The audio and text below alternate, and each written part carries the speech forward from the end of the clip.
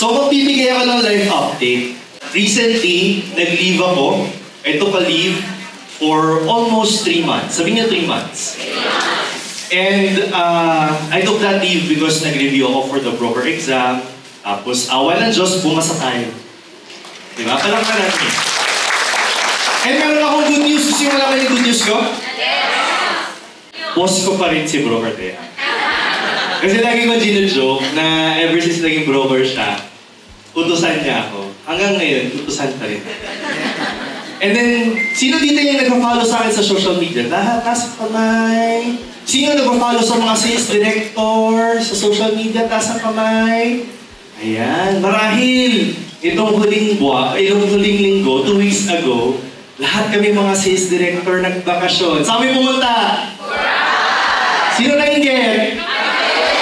Ayan, so sobrang excited ako, tuwan-tuwa ako kasi it really was a once-in-a-lifetime opportunity.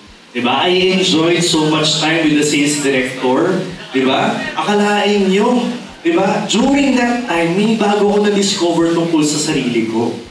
Magaling pala ako mag-picture. Ito yung mga model ko ng time, nagulat talaga ako. Sobrang galing ko pala mag-picture. Ito pa.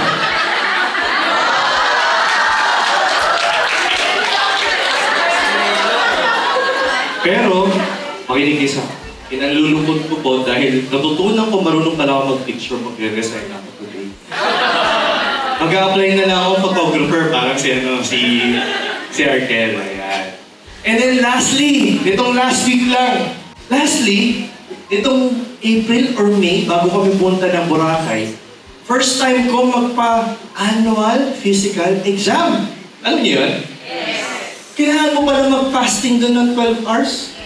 Sabi ko, ano ba naman buhay ito? Pinapahirap ako sa sarili ko para malaman ko lang may sakit ako. Diba? Pero, alam nyo, excited ako sa results ko. Tanong nyo bakit? Kasi, kung yung results ko, grades sa school, siguro valedictorian na ako today. Wala. Bakit? Kasi lahat pataas. Alam nyo, mababa nyo.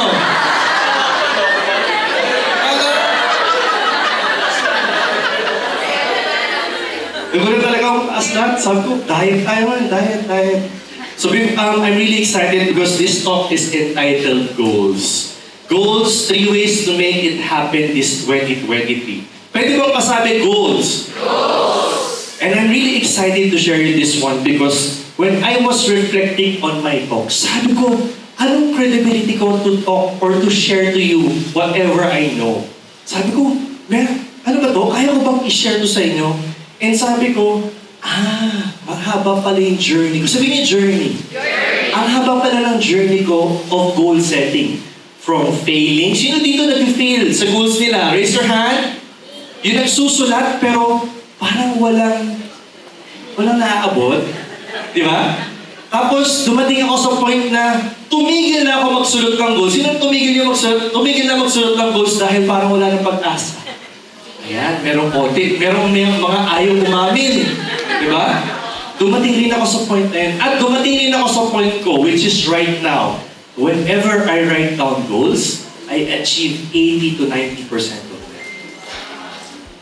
And right now, in this talk, I want your ears to be open, your eyes to be focused, and your heart to be open, and your mind.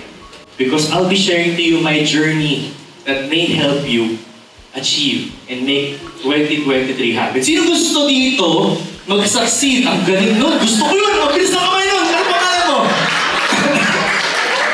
Mamuhula ka ba? Paano pag sinabi ko, sino gusto dito yung hindi makatali na isang buong taon? Sino dito ang gusto that their 2023 will be better and the best year of their life? Pangalan nyo, best year and best of your life. Ayan. So I'll be sharing you 3 things lang. Sobrang simple lang ito. Starting with number 1. Sabihin niyo 1. Have small goals that complement with your big goals. I used to be a basketball coach. I used to coach for one of the best basketball clinics in the country. If familiar kayo with Milo Best, it's actually one of the best basketball clinics. In fact, most of the professional basketball players in the Philippines was produced in Milo Best. Di ba? Alam natin yan lahat? So, and when I started, I was handling over 100 kids. And itong mga kids na to, yung mga parents na to, nagbabayad sila sa amin just to teach their kids. So we only had 8 sessions with them. 8 sessions with them.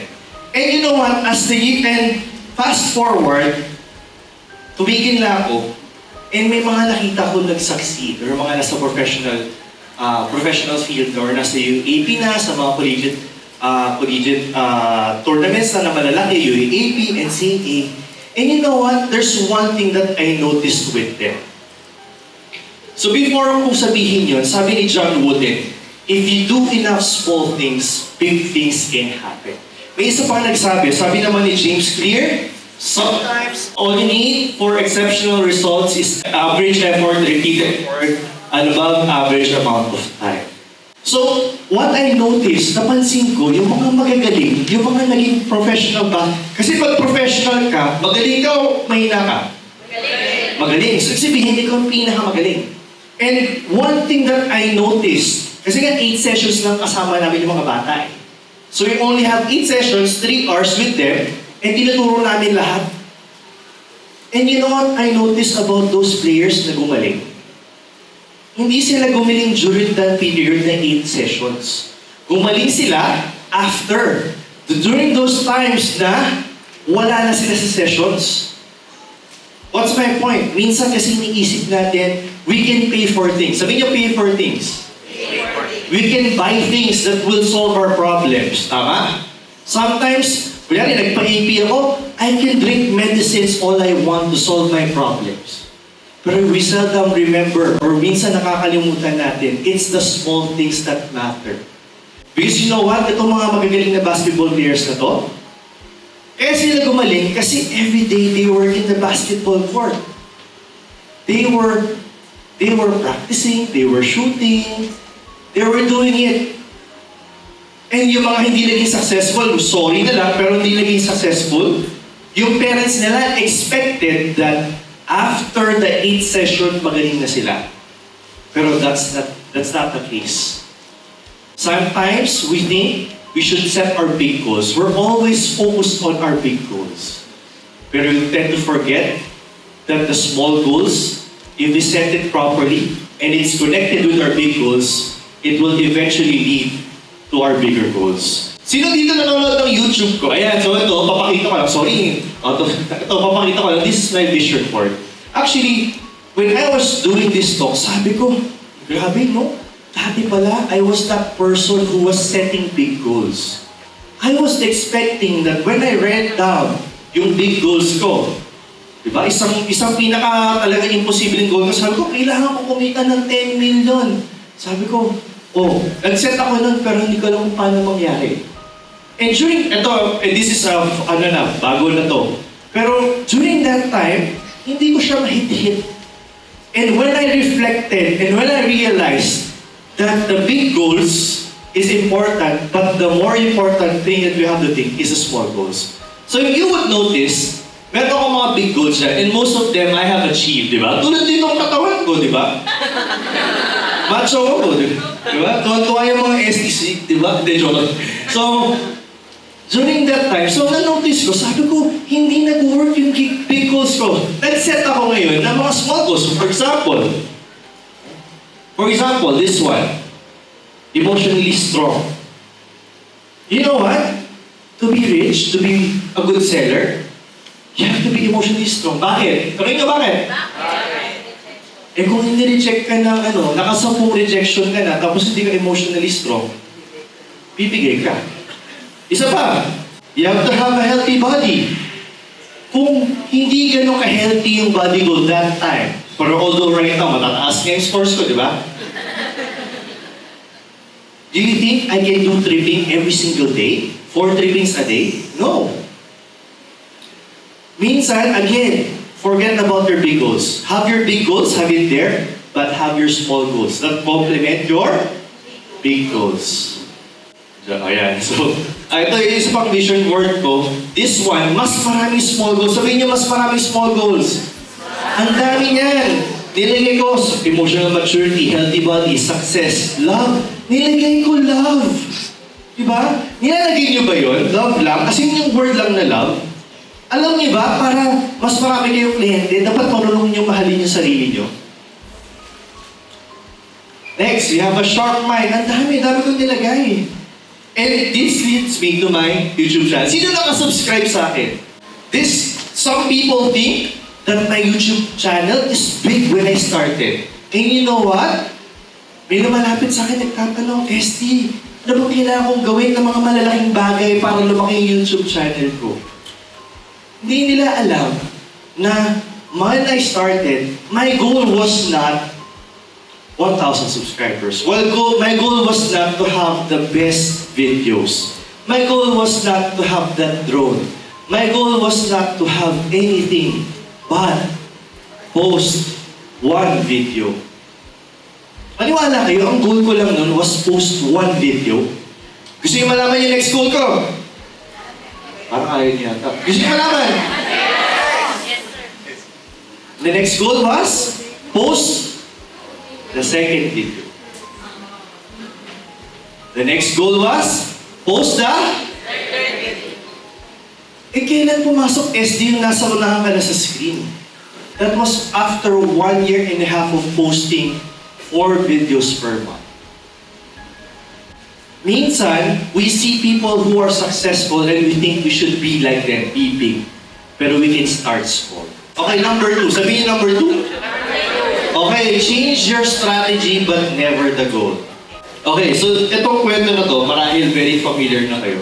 When I started to try to hit the 100 million goal, I started 2019. And I was really frustrated. Naalala niyo yung kwento? Sino narinig ng kwento ng 100 million goal?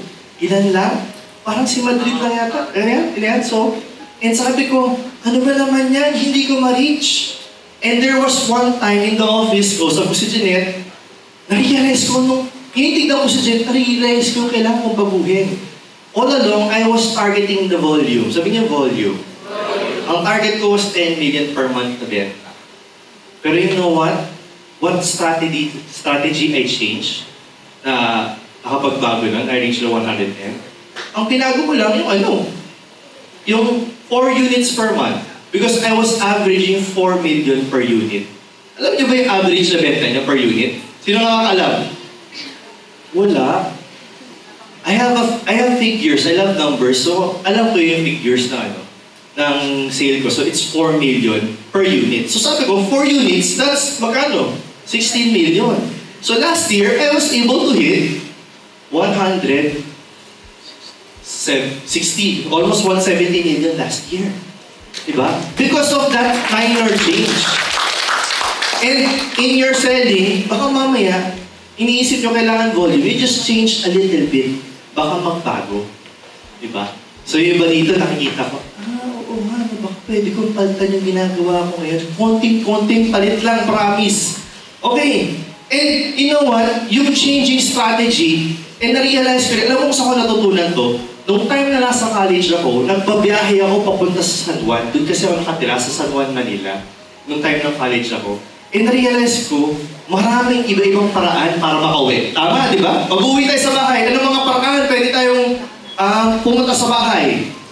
Pwede tayong magkatad. Di ba? Ba? Pwede tayong mag-Uber. Pwede tayong mag-Uber. Di ba? Pag mayaman ka ng konti, medyo, wala na pang Uber. Grab. Pwede rin tayong mag-motor.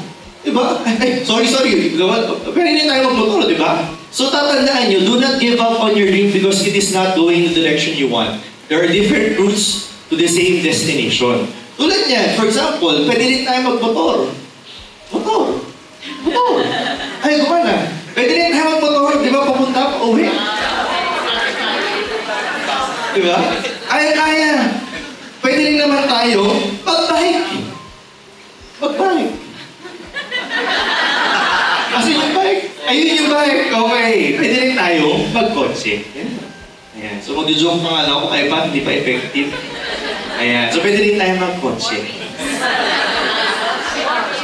4 wheels yan, di ba? At least naka 4 wheels ka. Di ba? Di ba ang taas ng price ng gasolina? Diba? So sa pagtaas ng gasolina, magpo-4 wheels ka, ganito na gagawin mo. Pero you know what? Kahapon, I was trying to research for this talk. Since sabi ko, may napanood akong talk ni Brother Arun. Sino nakakilala kay Brother Arun? Ayan, ito yung itsura niya. Ayan. Ayan yung itsura niya. Ay, hindi pala. Sorry. Hindi yan. Na-research ko kasi Arun, lumabas ito. Malaki. Ito talaga yung totoong itsura niya. Ayan, si Brother Arun. So para sa mga nakakilala sa kanya, or para sa mga hindi nakakilala sa kanya, si Brother Arun ay leader po sa isang Catholic community na where I belong sa East. And kahapon, I was listening to his talk. And shinare niya doon na meron siyang ginagawa or nagtuturo siya mag-talk sa mga pare. Diba? Grabe no, gano'n siya kagaling mag-talk. Nagtuturo siya sa mga pare para mag-talk. Pero alam niyo kung anong tinanong sa kanya? Tinanong sa kanya kung paano mag-manage ng simbahan. Diba yun yung mga tinanong sa kanya? And ang ganda ng tanong sa kanya, gusto niyo malaman? Yes! Ang tanong sa kanya ng isang pare is, Brother Arun, paano ba natin paparamihin yung mga kabataan sa simbahan? Which is totoo, di ba? Yung mga kabataan, ayaw pumunta sa simbahan for some reason. So ang ganda ng sagot ni Brother Arun, gusto niyo malaman? Yes! Wala ng energy, pero okay lang. Ang ganda ng sagot niya. Alam niyo yung sagot niya? Father, ito yung ginawa namin. Ang ginawa namin, hinayaan namin yung mga bata na siling tumugtog ng tugtog nila. Ulitin ko po, hinayaan namin na yung mga bata na siling tumugtog ng tugtog nila. And sabi ni Brother Arun, kahit ayaw namin, kasi pag matanda ka na, ayaw namin marinig yung mga tugtog nila. Kasi yung mga bata, syempre yung mga matatanda, gusto nila ganun-ganun lang. Diba? Ganun, sway-sway lang. Pero pag yung mga bata, paano yung mga bata? Gaganon yun! Diba? Tatalon yun, tapos tatalon yun! Diba? Parang si Aldrin nung nag-worship, gaganon yun!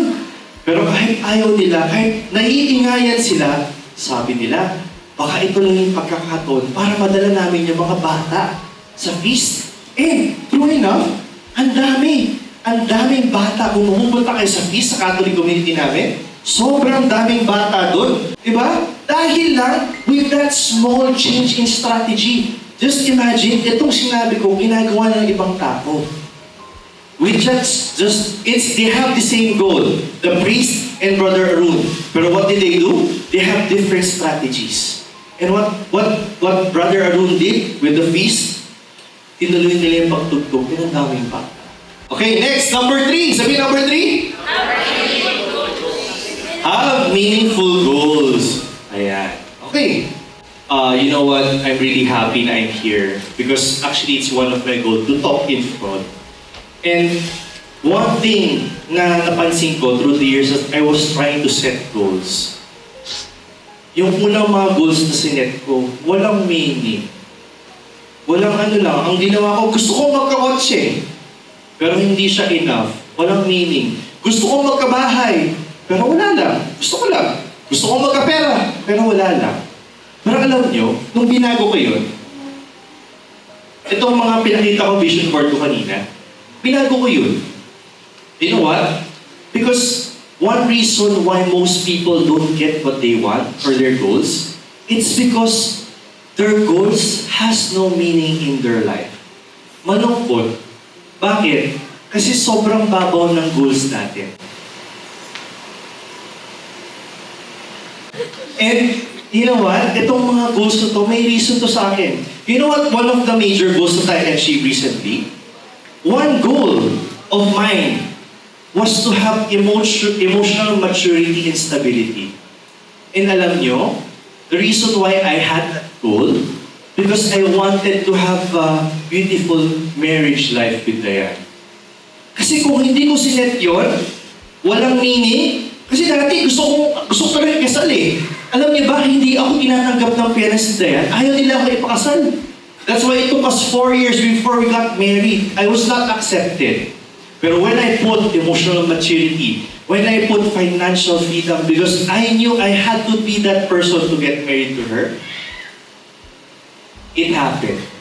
Put meaning in your goals. The next thing that na sinet ko, was I wanted time and money freedom. Alam niyo, napakasarap. Ito nakikita niyo dito ngayon. This was me, Miguel, and Dayan walking around 7 a.m., 8 a.m. Naglalakad kami sa labas ng bahay namin and nag-explore kami. Alam niyo ginagawa namin? Tanongin niyo kami nagtitingin lang kami ng kakaiba. And that morning, there was this small snail that was across our pathway. Who here has time to do that? Who here wants to have that? And you know what?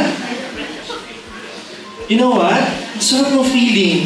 Yung makasama mo yung anak mo, makakasama mo siya, at yung gagawin mo lang, titignan mo lang yung snail.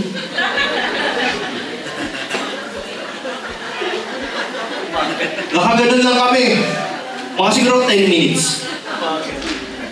Sobrang bagal niya pala. Tapos ang galing niya. May mga grass. Di ba kasi minsan akala natin hindi niya kaya tawin. Natatawin niya. We were there around mga 30 minutes. Ang tagal. Pero ang sarap ng feeling because I have the time and money freedom to do that. You know why I have that goal? Because my meaning was I want to have more time with my family. I didn't want to have restrictions of spending time with my family. Next one, ito sa tabi. Ayan. Ang sarap din ito, holding hands while paddle boarding.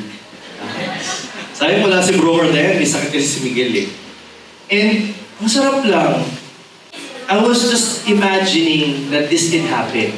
Just to give you a story, way back, I didn't have time for my family. I was really going for my goals. Sabi ko, rakitero ko nun eh. Weekends. I didn't have weekends.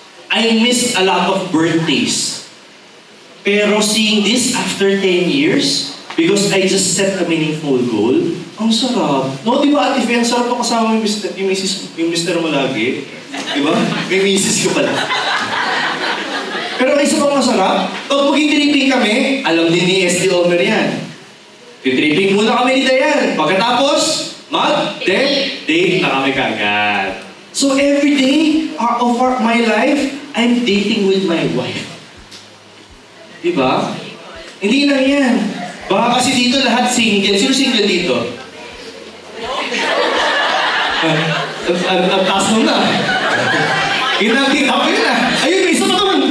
Ayan, para po sa mga naghahanap ng kajowa, ayan, meron po tayo dito, mga available. Yun nga lang, dalawa lang kayo single, puro babae pa, so bahala kayo sa buhay. And the next best feeling that I have financial independence. Nilagay ko yun sa vision board ko. I wanted financial independence. Ito po nga sa picture na to. This is the father of Dayan. This is the mother of Dayan. Ito yung kasama namin sa bahay. Ito yung pamangkin ni Dayan. Kaya ang sarap lang ng feeling. Kasi yung parents ni Dayan, they are well off. They have money. Okay? Okay? They are well off. They have money. And they can pay for anything that they want. Pero alam mo, for the first time, and tuwan-tuwa si Broker Dayan. Alam mo ba, nilibre namin sila, wala silang ginastos. This was in Pico de Loro. And you know what? Anong araw to? This was on a weekday. Diba? Sino gusto dito, hindi na makikisabay sa dami ng tao pag weekend? Taas ang kamay. Ayan. Sino dito gusto ilibre yung family nila na hindi nila iniisip yung pera? Diba? Sino dito yung ililibre nila ako mamaya? Joke lang. Hindi na pangas eh. Susubukan ko lang kayo. And another thing that was really really something that a blessing from the Lord. We can also set aside time to serve the Lord. Palakpakan naman si Lord. Pinakasarap ang feeling, bakit? Kasi pag nakikita mo yung tao na nabibless, ang sarap. Alam ko hindi nyo maarok ngayon, pero pag nakita nyo, yung same feeling na nakakabenta yung tao mo, Same feeling pero parang 10,000 times pa. Yung makikita mo na naiyak si Nico kanina sana. Joke. Sabi ko, parang iyak si Nico, iyak na yan. Di joke lang. Pero pag nakikita mo na sobrang blessed yung mga tao, sobrang nakakatuwa. Diba? Pero, ayan. So what's my point? Sabi ni Michel de Montaigne, happiness involves working towards meaningful goals. Alam nyo, there's a reason why yung nagtaas na kamay dito na hindi na-reach nila yung goals nila.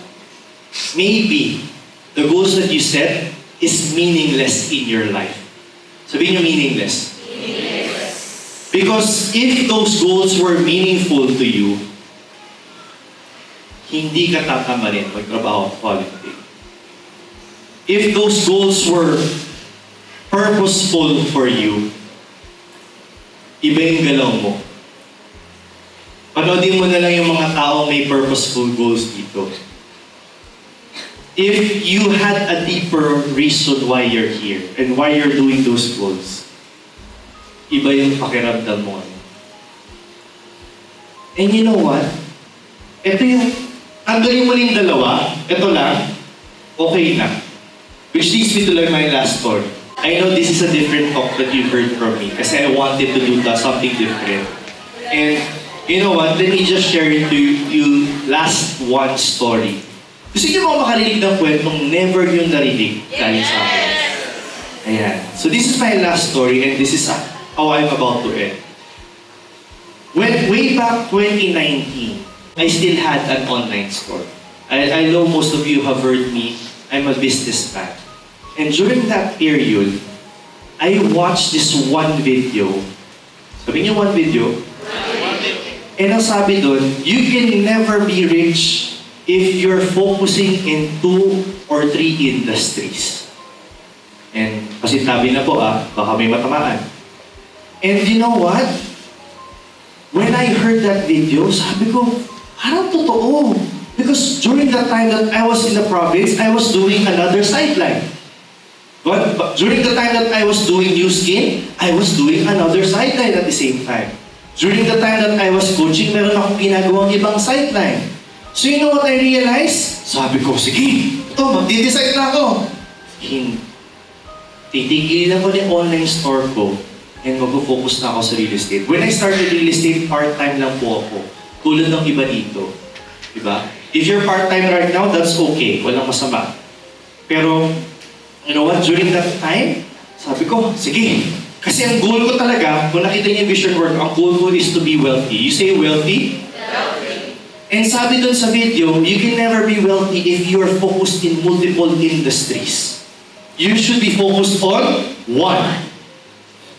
And I took it to heart because I'm a person of God. I listen to the messages. So I prayed about it. Sabi ko, dasal muna ako, Lord, ito na ba yung message mo sa akin na mag-focus ako sa real estate? Ito na ba yung sign mo sa akin? So I prayed, weeks after weeks. And then, the message came.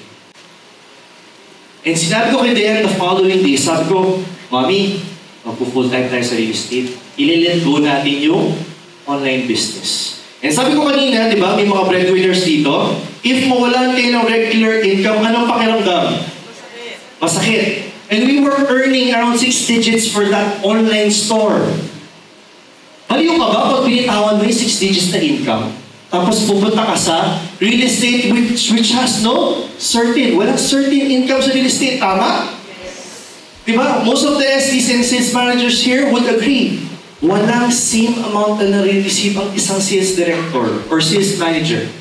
So during that time, siguro kung kausap niyo ako, sasabihin niyo, ang hibang mo Armand, ang laki na kinikita mo sa online store mo. But you know what?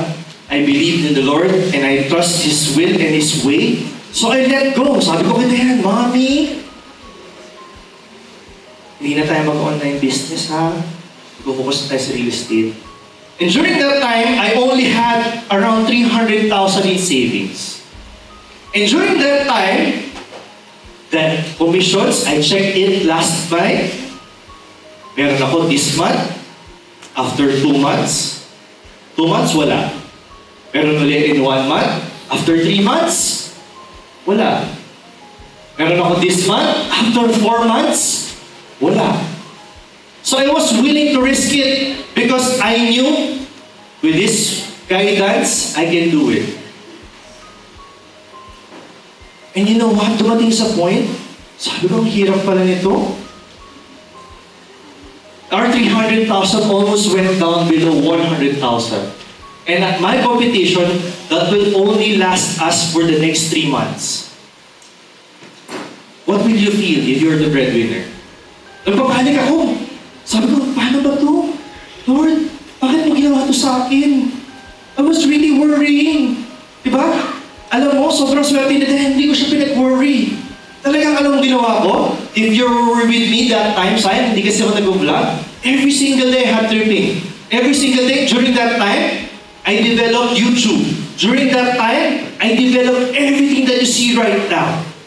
Because I was looking for the right formula para makapag-full-time kami sa real estate. And I know, marami dito, yung financially, they look okay, pero they don't. Meron dito, SMSD, pero they don't feel like it. Tama? Meron dito, patagal na sa real estate, pero magkano lang yung na-receive.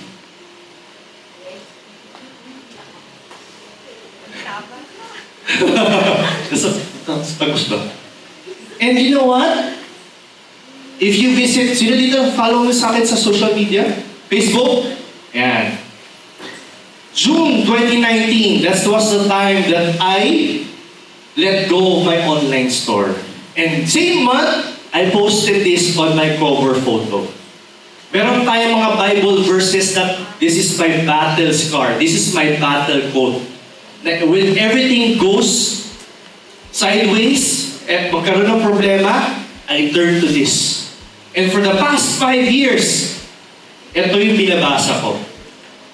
Basa tayo sabay-sabay. Proverbs chapter 3, verse 5 to 6. Trust in the Lord.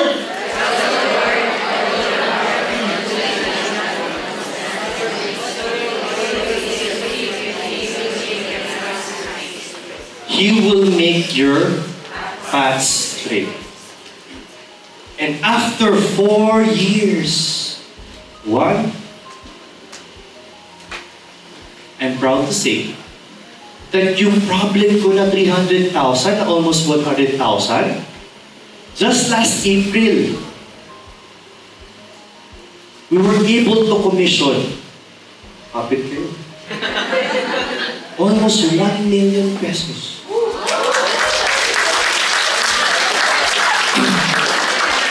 Pakapit siya. Okay ka lang? Baka munti ka na mahulog sa upuan mo. And you know what? O yan na naman tayo. Nakatingin na naman kayo sa big call. Gusto ko magka 1 million pesos tulad ni ST. But you know what?